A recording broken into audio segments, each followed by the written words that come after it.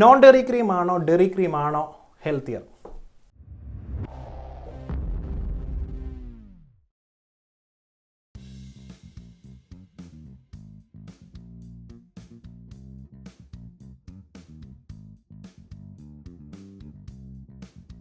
Welcome to Sunday special baking class.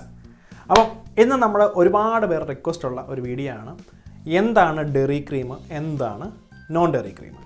അപ്പം ഇന്ന് ഈ വീഡിയോ കണ്ടു കഴിയുമ്പോൾ നിങ്ങൾക്ക് ഏകദേശം ഒരു ഐഡിയ മനസ്സിലാവും എന്തുകൊണ്ടാണ് നിങ്ങളുടെ മോസ്റ്റ് ഓഫ് ദ റെസിപ്പീസ് ചെയ്യുമ്പോഴത്തേന് ഫെയിലിയർ ആവുന്നുള്ള കാര്യങ്ങൾ നിങ്ങൾക്ക് ഇത് കണ്ടു കഴിയുമ്പോഴത്തേന് നിങ്ങൾക്ക് മനസ്സിലാക്കാൻ സാധിക്കും.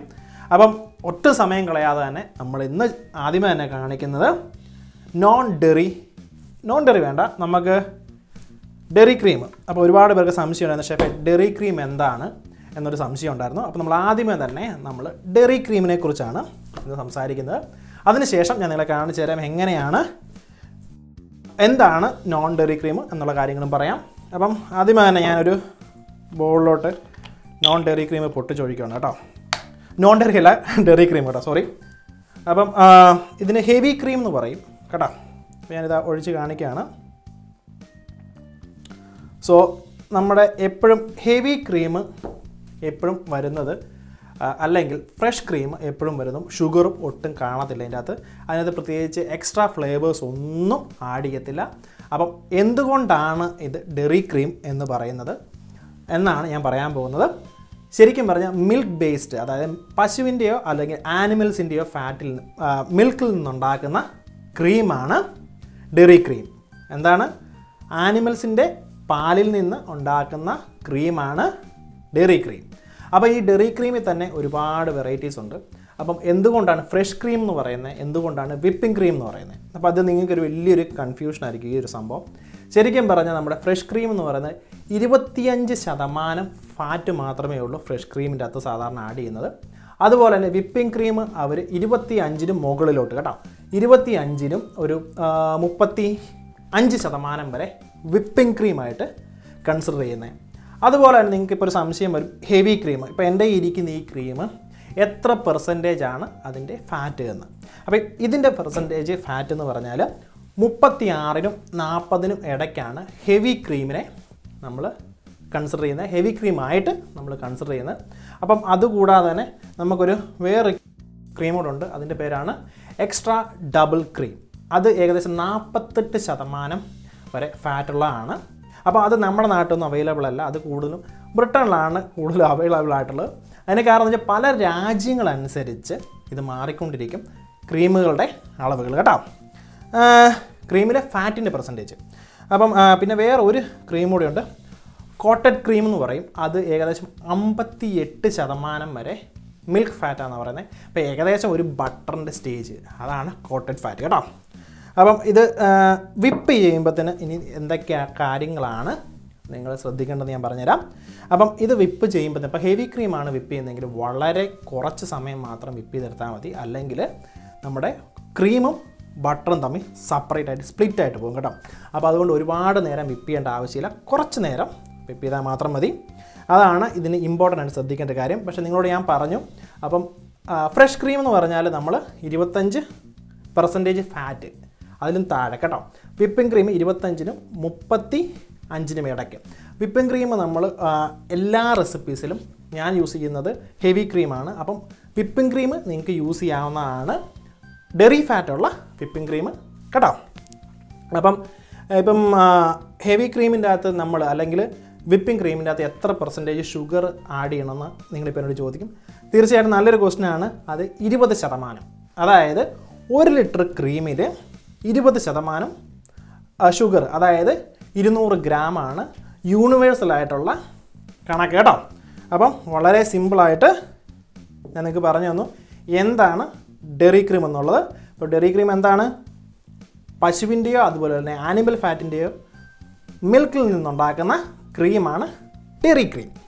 ഓക്കെ, അപ്പോൾ അതിന് പല കാറ്റഗറി ഉണ്ട്. നമുക്ക് അവൈലബിൾ ആയത് 25%-വും 30%. ആ ഫാറ്റ് നോക്കി മാത്രമാണ് എപ്പോഴും ഏത് പ്രൊഡക്റ്റ് ഉണ്ടാക്കിയാലും നിങ്ങൾ ഉണ്ടാക്കാൻ ശ്രമിക്കാവുള്ളൂ. അല്ലെങ്കിൽ തീർച്ചയായിട്ടും നിങ്ങളുടെ പ്രൊഡക്റ്റ് ഫെയിലിയർ ആവും. ഒരുപാട് പേരുണ്ട് ചോദിക്കും, ഷെഫേ ഫ്രഷ് ക്രീമും ഹെവി ക്രീമും സെയിം ആണെന്നും. രണ്ടിൻ്റെയും ശരിക്കും പറഞ്ഞു കഴിഞ്ഞാൽ രണ്ടും സെയിം ആണ്, പക്ഷേ അതിൻ്റെ ബട്ടർ പെർസെൻറ്റേജ് ഡിഫറൻസ് വരും. ആ ഡിഫറൻസസ് നിങ്ങളുടെ റെസിപ്പി ഫെയിലിയർ ആക്കാൻ വേണ്ടി കൂടുതലും സഹായിക്കുന്നത് കേട്ടോ. അപ്പോൾ അതുകൊണ്ട് അത് ഒഴിവാക്കി ചെയ്യാൻ പ്രത്യേകം ശ്രദ്ധിക്കുക. 25% നിങ്ങൾ എക്സ്ട്രാ കുറച്ച് ബട്ടർ ആഡ് ചെയ്ത് കൊടുക്കുക. അപ്പോൾ അതിന് ആ ഫാറ്റ് പെർസെൻറ്റേജ് നമുക്ക് ഇൻക്രീസ് ചെയ്യാൻ സാധിക്കും. അപ്പം റെസിപ്പി ബാലൻസ് ചെയ്യാനും സാധിക്കും കേട്ടോ. അതാണ് നമുക്ക് ഡെയറി ക്രീമിനെ കുറിച്ച് പറയാനുള്ളത്. ഇനി നോൺ ഡെയറി. അപ്പം ഒരു കാര്യം ഞാൻ പറയാം, ഹെവി ക്രീം ഞാൻ പറഞ്ഞു, ഇത് ഡെയറി ക്രീമാണെന്ന് പറഞ്ഞു. ഈ ഹെവി ക്രീമുകൾക്ക് ഒരു ഇതെന്ന് വെച്ചാൽ നല്ല യെല്ലോയിഷ് കളറായിരിക്കും കേട്ടോ. അതായത് ഡെയറി ക്രീം ബട്ടറിൻ്റെ ഒരു യെല്ലോയിഷ് കളർ ഉണ്ടായിരിക്കും എപ്പോഴും ഡെയറി ക്രീമിന്. അപ്പോൾ നോൺ ഡെയറി ക്രീമിന് പ്യൂർ വൈറ്റ് കളറായിരിക്കും കേട്ടോ. അപ്പോൾ ഇവനെ മാറ്റി വെക്കാം നമുക്ക്. മാറിയിരിക്കട്ടെ. നിങ്ങളാരും ചോദിക്കണ്ടേ ഏത് കമ്പനിയാണ് ഷെഫെ യൂസ് ചെയ്യുന്നത്. ഇപ്പം ഞാൻ നിൽക്കുന്ന സ്ഥലത്ത് അവൈലബിൾ ആയിട്ടുള്ള ക്രീമാണ് നിങ്ങളെ ഞാൻ കാണിച്ചു തന്നെ കേട്ടോ. ഇനി നമ്മൾ കാണിക്കുന്നത് നോൺ ഡെയറി ക്രീം കേട്ടോ. അപ്പോൾ റിച്ചസിൻ്റെ ആണ്, കമ്പനിയുടെ ആണ്. അപ്പം പല കമ്പനിയുടെയും പല ടൈപ്പ് കളറായിരിക്കും. ഇപ്പം ഇതിന് റിച്ചസിന് തന്നെ ഗോൾഡ് ഉണ്ട്, അതുപോലെ തന്നെ പല ഇതുണ്ട്. അപ്പം ഞാൻ അതിലോട്ടൊന്നും പോകുന്നില്ല, ബേസിക് ആയിട്ടുള്ള കാര്യങ്ങൾ മാത്രമാണ് നിങ്ങളോട് പറയുന്നത്. ബേസിക്കലി ഷെഫെ നോൺ ഡെയറി ക്രീം ആണോ ഡെയറി ക്രീം ആണോ ഹെൽത്തിയർ? വളരെ ഇമ്പോർട്ടൻറ്റ് ക്വസ്റ്റ്യൻ അല്ലേ. ശരിക്കും പറഞ്ഞാൽ എനിക്ക് തന്നെ അറിയില്ല ഇതിൻ്റെ കെമിക്കൽ കോമ്പോസിഷൻ. അതായത് ഒരു കമ്പനികളും ഈ നോൺ ഡെയറി ക്രീമിൻ്റെ കെമിക്കൽ കോമ്പോസിഷൻ എന്താണെന്ന് പറയത്തില്ല. അപ്പം അത് നല്ലതാണോ ചീത്തയാണോ എന്ന് എനിക്ക് ഒരിക്കലും പറയാൻ സാധിക്കില്ല. പക്ഷേ ഇതൊരിക്കലും നാച്ചുറൽ പ്രൊഡക്റ്റ് അല്ല. ഓർക്കുക, ഇത് നോൺ ഡെയറി ക്രീം ഒരിക്കലും നാച്ചുറൽ പ്രൊഡക്റ്റ് അല്ല. ആർട്ടിഫിഷ്യലി അവരുണ്ടാക്കിയെടുത്തിരിക്കുന്നതാണ്, കെമിക്കൽ കോമ്പോസിഷനാണ്. അപ്പം ചിലർ ഇതിന് സോയാബീൻ വെച്ചുണ്ടാക്കും, കോൺ സിറപ്പ് വെച്ചുണ്ടാക്കും. അപ്പം പല കമ്പനിയുടെയും പല വ്യത്യാസമാണ്.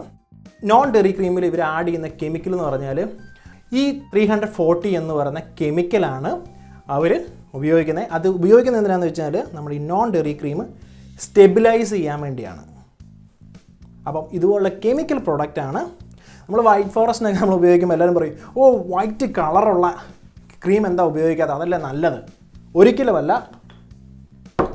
മിൽക്ക് ഫാറ്റുള്ള ക്രീമാണ് എപ്പോഴും കേക്ക് ഉണ്ടാക്കാൻ നല്ലത്, അതുപോലെ തന്നെ ക്രീമുകൾക്കും. അപ്പം നമ്മളിപ്പോൾ ഉദാഹരണം പറഞ്ഞു കഴിഞ്ഞാൽ ഗ്ലേസ്. അപ്പോൾ ഗ്ലേസ് ഉണ്ടാക്കുവാണെങ്കിൽ മിൽക്ക് ബേസ്ഡ് ആയിട്ടുള്ള ക്രീമാണെങ്കിൽ കൂടുതൽ ഷൈനിങ് കിട്ടാനും അതുപോലെ തന്നെ കൂടുതൽ സ്റ്റേബിൾ ആവാനും ഒരുപാട് നമ്മളെ സഹായിക്കും കേട്ടോ. അപ്പം നോൺ ഡെയറി ക്രീം ഇതിൻ്റെ കാര്യം പറയല്ലോ, കെമിക്കൽ കോമ്പോസിഷൻ ഓർത്ത് വെക്കുക. നിങ്ങൾ ഇപ്പോൾ നിങ്ങളുടെ കുഞ്ഞുങ്ങൾക്ക് കൊടുക്കുന്നുണ്ടെങ്കിൽ കെമിക്കൽ കോമ്പോസിഷനുള്ള ക്രീമാണ്, ആർട്ടിഫിഷ്യലി ക്രിയേറ്റഡ് ചെയ്ത ക്രീമാണ് നോൺ ഡെയറി ക്രീം. പക്ഷേ എന്തിനു വേണ്ടിയാണ് ഇവരിത് ക്രിയേറ്റ് ചെയ്തത്? അതൊരു വലിയ ക്വസ്റ്റൻ അല്ലേ. അപ്പം ചിലർക്ക് ഈ ലാക്ടോസ് അലർജി ഉണ്ട്, അതായത് പാലിലുള്ള ഷുഗറുള്ള അലർജി ഉണ്ട്. അപ്പോൾ ഈ ലാക്ടോസ് അലർജി ഉള്ളവർക്ക് വേണ്ടി ക്രിയേറ്റ് ചെയ്തതാണ് നോൺ ഡെയറി ക്രീംസ്. അപ്പം നിങ്ങൾ കണ്ടില്ല, ചില കുഞ്ഞുങ്ങൾക്ക് അലർജീസ് ഉണ്ടാവും, ശ്രദ്ധിച്ചിട്ടുണ്ടോ? ഇപ്പോൾ പറയും പാലിൻ്റെ അലർജി ഉണ്ട്. ശരിക്കും പറഞ്ഞാൽ പാലിൻ്റെ അല്ല അവർക്ക് അലർജി, പാലിൻ്റെ അതുള്ള ലാക്ടോസ്, അതായത് നാച്ചുറൽ ഷുഗറിൻ്റെ അലർജിയാണ് ചിലർക്കുള്ളത്. അവർക്ക് വേണ്ടിയാണ് ശരിക്കും പറഞ്ഞാൽ ഈ നോൺ ഡെയറി ക്രീം ഉണ്ടാക്കിയത്. പക്ഷേ ഇത് വളരെ ചീപ്പായിട്ടും വളരെ എളുപ്പത്തിൽ ഉണ്ടാക്കാൻ സാധിക്കുന്നുണ്ട്. അവർ ഈ നോൺ ഡെയറി ക്രീം വൈൽഡായിട്ടങ്ങ് സ്പ്രെഡ് ചെയ്യാൻ തുടങ്ങി. അപ്പോൾ അങ്ങനെയാണ് നമ്മുടെ നാട്ടിലൊക്കെ കൂടുതലും ഈ നോൺ ഡെയറി ക്രീം പ്രചാരത്തിൽ വരുന്നത്. ഈ സംഭവം ഒരുപാട് കാലമൊന്നും നമുക്ക് കീപ്പ് ചെയ്യാൻ പറ്റില്ല ഈ ഡെയറി ക്രീം. അപ്പോൾ അതുകൊണ്ട് മനസ്സിലായോ, അതുകൊണ്ടാണ് കൂടുതലും ആൾക്കാർ ഈ നോൺ ഡെയറി പ്രിഫർ ചെയ്യുന്നത്. പക്ഷേ ഹെൽത്തിയർ ഇപ്പോൾ എൻ്റെ കുഞ്ഞിന് ഞാൻ കൊടുക്കുവാണെങ്കിൽ ഞാനിതേ കൊടുക്കുകയുള്ളൂ. കാരണം എനിക്കറിയാം ഇത് കെമിക്കൽ കോമ്പോസിഷനാണ്. ഇപ്പം എന്നെ കേൾക്കുന്ന ഒരു ഭൂരിഭാഗം പാർക്കും അറിയത്തില്ല എന്താണ് dairy cream non dairy cream എന്നുള്ളത്. അപ്പോൾ പറഞ്ഞെന്താണ്, ഡെയറി ക്രീം ആനിമൽ പ്രൊഡക്ട്സിൽ നിന്ന്, പശുവിൻ്റെയോ അതുപോലുള്ള ബാക്കിയുള്ള ആനിമൽസിൻ്റെ പാലിൽ നിന്ന് ഉണ്ടാക്കുന്നതാണ് dairy cream. Non dairy cream chemical composition. എടുത്ത് ഞാൻ പറയുവാണത് കെമിക്കൽ കോമ്പോസിഷൻ. ഇപ്പം ഞാൻ കൂടുതലും ഇത് പ്രിഫർ ചെയ്യാത്തതിൻ്റെ കാര്യം എനിക്കറിയില്ല, അല്ലെങ്കിൽ ഒരു കമ്പനീസും അവരുടെ റെസിപ്പീസ് പുറത്ത് വിടില്ല. ഉദാഹരണം നമ്മുടെ കൊക്കക്കോളയുടെ റെസിപ്പീസ് അവർ പറയുന്നത് എന്താ $1 ബില്യൺ കൊടുത്താണ് അവർ സേവ് ചെയ്ത് വെച്ചിരിക്കുന്നത് പറഞ്ഞത്. അതുപോലെ തന്നെ ഒരിക്കലും ഈ റെസിപ്പീസ് ഒരിക്കലും പുറത്ത് വിടത്തില്ലവർ. അതുകൊണ്ട് ഇതിൻ്റെ അകത്ത് എന്താണ് കൃത്യമായിട്ട് അടങ്ങിയിരിക്കുന്നത് നമുക്ക് ഒരിക്കലും പറയാൻ സാധിക്കില്ല. അതുപോലെ തന്നെ ഇതിനവർ ബേസിക് ആയിട്ടുള്ള ഒരു ഇൻഫർമേഷൻ മാത്രമേ ഉള്ളൂ അവർ പുറത്ത് വിടുകയുള്ളൂ. ഇപ്പോൾ ഒരു 50 വർഷം കഴിഞ്ഞോ അല്ലെങ്കിൽ 100 വർഷം കഴിഞ്ഞോ ഇതിൻ്റെ ഡിഫക്ട്സുകൾ എന്തൊക്കെയാണെന്ന് പോലും നമുക്ക് അറിയില്ല.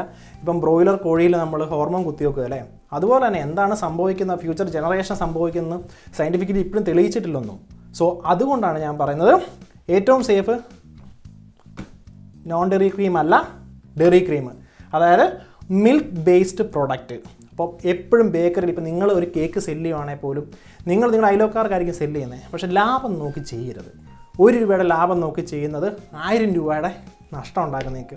നമ്മുടെ നാട്ടിലൊക്കെ എത്രയോ പേഷ്യൻസ് കരളും പോയി, അല്ലെങ്കിൽ ലിവർ പ്രോബ്ലംസ്, നമുക്കറിയില്ല അതിൻ്റെ ബേസിക്കായുള്ള റീസൺ എന്താണെന്ന് അറിയില്ല.